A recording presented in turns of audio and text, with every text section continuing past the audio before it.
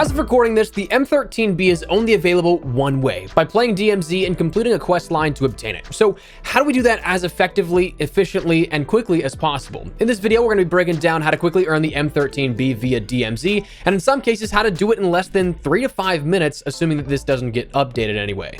As we go along, drop your thoughts down below. Do you like the concept of locking weapons away behind mode-specific things like DMZ? Have you unlocked the M13 yet? Whatever the case, drop your thoughts below. But if you enjoyed the video, you find it at all insightful, do me a favor and drop a like on it. And if you're new to the channel, make sure you subscribe to stay up to date with all things Modern Warfare 2, Warzone 2, and even DMZ. We've got a ton to discuss here, so if you're a part of that 70% of viewers who are not subscribed and you'd like to help us out on the road to 600,000 subscribers, I'd love to have you in the community. But for now, let's jump into how to unlock the M13B as quickly and easily as possible. So when we look at it, the M13 is described as being unlockable by defeating the Chemist in the radiation zone of DMZ and extracting his dropped weapon. So again, as of recording this, there is no specific weapon challenge for this like we've had in prior games. No getting 15 kills while ADS, no 5 kills with rifles in 5 different matches or anything like that. And also, as of recording this, the M13B does not have a bundle associated with it just yet that you can use to sort of bypass this. It was listed in the preview for Season 1 that we would see a bundle associated with the M13B in the store, but again, right now, as of recording,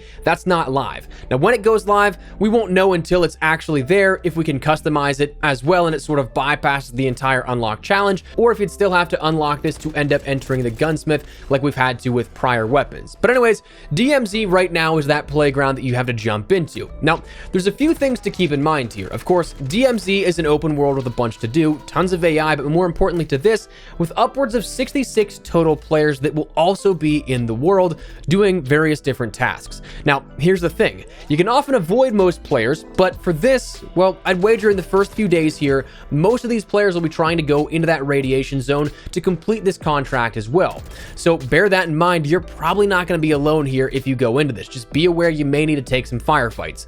Additionally, there is only one spawn of this per game, it seems. So that means that if you're not the one to kill the Chemist, honestly, you may be better to just exfil and re-queue, otherwise you're kind of wasting your time. Or so it would seem, again, based on a preliminary sample set of like 10 different DMZ matches. I hadn't seen any instances where the Chemist would have respawned, but just know that there's only seemingly one per match. So with that in mind, the radiation zone is marked explicitly on that TAC map with a radiation icon. You want to go there and of course defeat the Chemist. Now, here's a few things to note about this. Is number one, again, there's only one per spawn, it seems, like we mentioned. So if the Chemist has already been defeated, his icon will not appear on your TAC map and minimap. Once you enter into that radiation zone, it'll either be a case of the pop-up notification that he's there or that he's not. Again, allowing you to either continue on or not necessarily waste your time.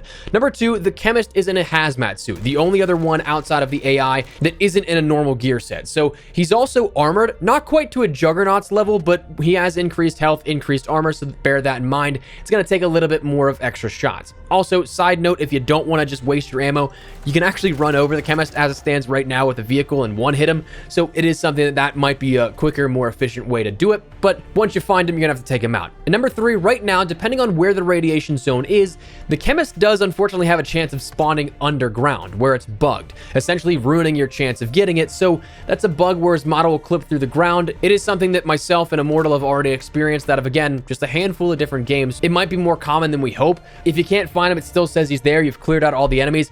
You're not crazy. He could have just actually clipped through the world. Now, how to best defeat the Chemist? Of course, you can get straight into it, but personally, I wouldn't recommend it. I'd loot up a bit. Find yourself a gas mask. This is probably one of the biggest things here. That blocks against the damage of the radiation, because once you're in there, you can't draw the Chemist out of the zone, so you'll need to tank damage to take that gunfight, and eventually, of course, you'll be getting in gunfight. If you get damage down to one shot, that could be something that the radiation just kills you. You can buy or loot regular gas masks. That will protect you for about 15 seconds per tick on the standard, but you can also loot in those sort of legendary crates the durable gas mask, which appears to be about 30 seconds per tick that it protects you, so much longer in duration that you can stay in there. And then, of course, I'd also make sure that you have plenty of ammo, and armor vest upgrades are absolutely crucial. Either find one or purchase a 2 or 3 plate satchel upgrade. The 3s are pretty expensive. I think it's like $30,000, so it's kind of pricey, but you may want to just loot more, because if you get in a gunfight, having only 1 plate is going to be a massive hindrance. And with the amount of gunfire you could take, it might be something that actually determines if you survive or go down. Now, once you defeat the Chemist, all you have to do is go extract and then make sure that you end up making it out to the main menu. Then you'll have it unlocked. You'll be able to progress the M13 M13 as you would normally any other weapon. So that's how you unlock it, but the big caveat with this right now is that it only exfils with the person that is holding the weapon at the time of the exfil. It doesn't credit it to everybody in your party like it has with past Easter eggs in Warzone, where if you got an exclusive blueprint for a quest line, everybody in your party would get it regardless of who picked up the weapon. This is something that if you don't have it, if your teammate gets it, you're gonna have to go in and do it yourself once again. Now, there is a way to circumnavigate this and it makes it much quicker, and this is a huge tip here for this. Fingers crossed it doesn't get patched and maybe it's intended, but if you ended up exfilling with this blueprint and your teammate or squad mate did not end up getting it, you can simply equip this as your contraband weapon, drop in, drop your weapon, have them pick it up, and then simply exfil there. A process that can take anywhere from quite literally like 45 seconds to maybe 3 minutes, and your teammate will also be credited with that. Now, you'll have to bear in mind that again, if you drop into DMZ and you die, your contraband weapons that you have on your person are lost forever, unless you go in once again and resalvage them. So if you end up dying in that process of handing off the weapon to your teammates so they can get it within that 3 to 5 minute time frame or something and not having to battle the chemist, well, they won't be able to get it and you won't be able to replicate it because it won't be in your inventory. Now, that said, be aware that that also means that if someone comes across you, even while you're just killing the chemist and exfilling, they can kill you and take that weapon off of you and exfil with it. So be on the lookout for anyone that is likely going to at some point be camping the radiation zone,